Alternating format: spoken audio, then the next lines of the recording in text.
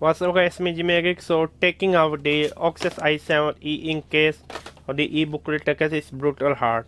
You just cannot take it easily. Once you put, you cannot take it easily. The downside is that it have like a priority charger. Second thing that you need a plastic plier. Do not try to use like a Swiss knife, which I tried to before. I can damage the case. I mean, it's not that easy to take.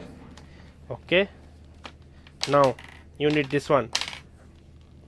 Okay, here we go. So yeah, the overall case is fine, but I wish the engineer team have designed something better, to be honest with you. So yeah, it was me, none other than Jimmy Geek. Make sure to subscribe and bye.